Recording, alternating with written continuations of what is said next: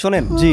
আজকে আপনাদের ভিতর থেকে যে সিলেক্ট হবে হ্যাঁ। এই মসজিদে পুরো রমজান মাস নামাজ পড়িয়ে সে বেতন পাবে 15,000 টাকা। সাথে আলহামদুলিল্লাহ। ফ্রি থাকছে পুরো পরিবারের জন্য ঈদের নতুন পোশাক।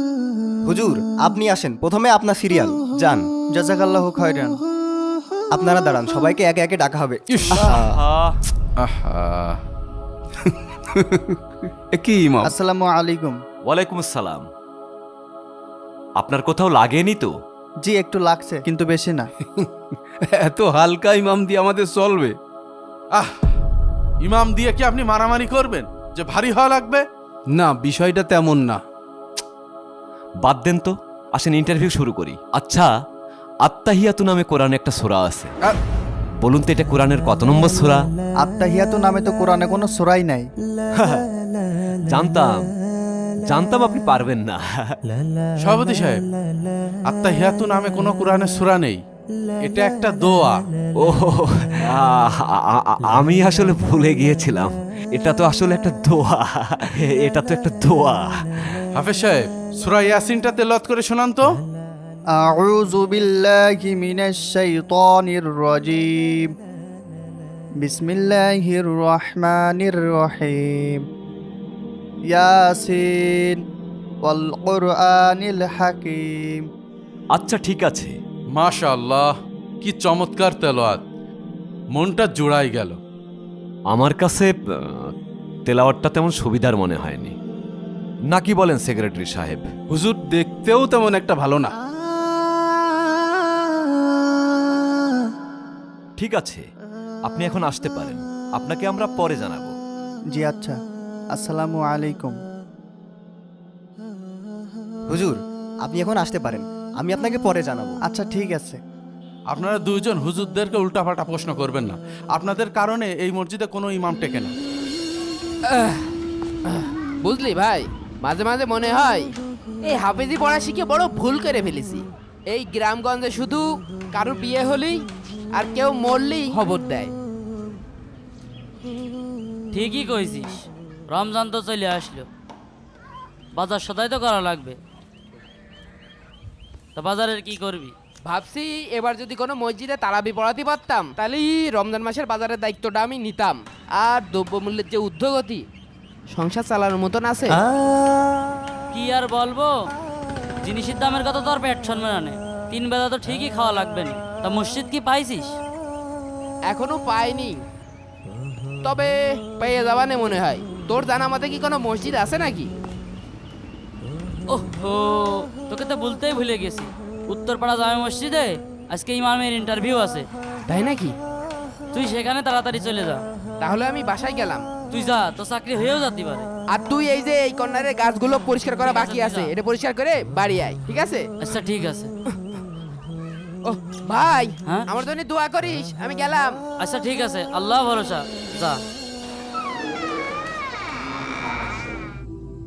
হুজুর আসেন, এখন আপনার সিরিয়াল।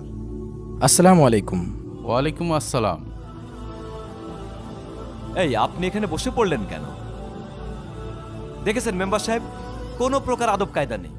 এই লোক দিয়ে তো এই মসজিদে ইমামতি করানো যাবে না। দেখলাম আসন ফাঁকা আছে, তাই বসে পড়লাম। ফাঁকা থাকলেই বসে পড়বেন? আপনার বাবা মা আদব কায়দা শেখায়নি? এদের নিয়ে আর কি বলবো, পুরা মসজিদ শেষ করে দেবে। এই, আপনি আসতে পারেন, যান। আসসালামু আলাইকুম।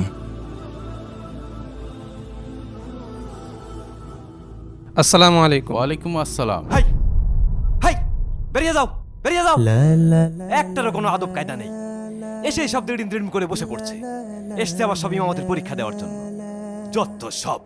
আল্লাহ, চাকরিটা তুমি ব্যবস্থা করে দাও আল্লাহ, আমিন। আপনারা দুজন দেখবেন হুজুররা ঠিক মতো নামাজ পড়াতে পারে কিনা। অশিক্ষিত লোক শিক্ষিত জায়গায় বসলে যা হয়। মেম্বার সাহেব, খবরদার আপনি আমাকে অশিক্ষিত বলবেন। শোনেন, আমি সে আমলে 4 পাস। উনি 4 পাস? এ যুগের আয়ে বিয়ে পাশের সমান। হ্যাঁ। খালি 4 পাস। এই জন্যই তো আজ পর্যন্ত মসজিদে 2 রাকাত নামাজ পড়াতেই দেখলাম না। ওরে আমার নামাজ পড়েন দার রে। হাই, তুমি পড়িয়েছ, তুমি তো একটা সুরকের এত শুদ্ধ করে পড়তে পারো না। তুমি সুন্নত নামাজ পড়ার সময় তো আরেকজনের পাশে দাঁড়ায় থাকো, পাশে এরকম দেখে দেখে উপস্থিত দাও। আপনারা থামেন তো, ঝামেলা করেন না, আগে ইন্টারভিউটা শেষ করি। এই আসেন, আপনি আসেন। আল্লাহ, কি যে হবে নে। আসসালামু আলাইকুম। ওয়ালাইকুম আসসালাম। বসবো? হ্যাঁ, বসেন।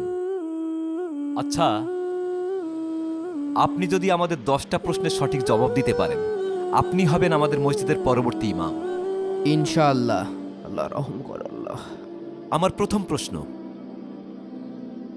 আবু জেহেল কোন যুদ্ধে নিহত হয়? বদর যুদ্ধে। আচ্ছা হুজুর বলেন, হজরত মুহাম্মদ সাল্লাল্লাহু আলাইহি সাল্লামের উস্তাদ কে ছিল? স্বয়ং আল্লাহ। আচ্ছা, ইসলামের প্রথম মুয়াজ্জিন কে? হজরত বেলাল রাদিয়াল্লাহু তাআলা আনহু। সভাপতি সাহেব, কেশিয়ার সাহেব, আপনারা কি শুরু করলেন? প্রশ্ন করবেন ইমাম সাহেব ঠিকমতো নামাজ পড়াতে পারে কিনা, সূরা কিরাত জানে কিনা। আহা, হাফেজ সাহেবের এলেম কেমন সেটা চেক করছি। 15,000 টাকা বেতনে চাকরি করবে, চাকরি না ছাই। আমরা তো সেভাবেই চেক করে নেব। করেন, যা ইচ্ছা তাই করেন। দুনিয়ায় থাকতে জান্নাতের সুসংবাদপ্রাপ্ত সাহাবীর সংখ্যা কত? 10 জন। যোগ্যতার ভিত্তিতে আপনাকে আমাদের মসজিদের আমরা ইমাম বানাতে পারি। আলহামদুলিল্লাহ আলহামদুলিল্লাহ আল্লাহ। তবে কিছু শর্ত আছে। জি বলেন, কি শর্ত? প্রথম শর্ত হচ্ছে, জুম্মার খুতবায় কোনো প্রকার রাজনৈতিক আলাপ করতে পারবেন না, আর সুদ ঘুষ নিয়ে তো কোনো কথাই বলতে পারবেন না। আর তারাবির নামাজ 30 মিনিটই শেষ করতে হবে। আর কিছু? মসজিদে 5 ওয়াক্ত সময় মতো আজান দিতে হবে, মসজিদ পরিষ্কার করতে হবে, আর কোনো ক্রমেই দেরি করা চলবে না।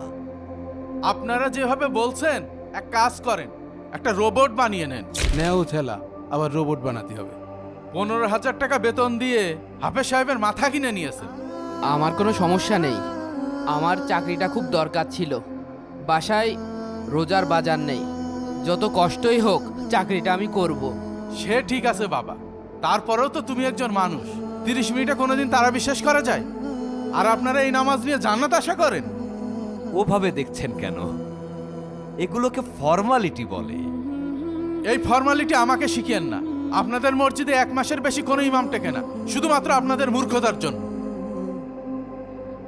আল্লাহ যেসব গৃহকে মর্যাদায় উন্নীত করার এবং সেগুলোতে তার নাম উচ্চারণ করার আদেশ দিয়েছেন, সেখানে সকাল সন্ধ্যায় তার পবিত্রতা ও মহিমা ঘোষণা করে সেই সব লোক যাদের ব্যবসা বাণিজ্য ও ক্রয় বিক্রয় আল্লাহর স্মরণ থেকে, নামাজ কায়েম করা থেকে এবং জাকাত দেওয়া থেকে বিরত রাখে না।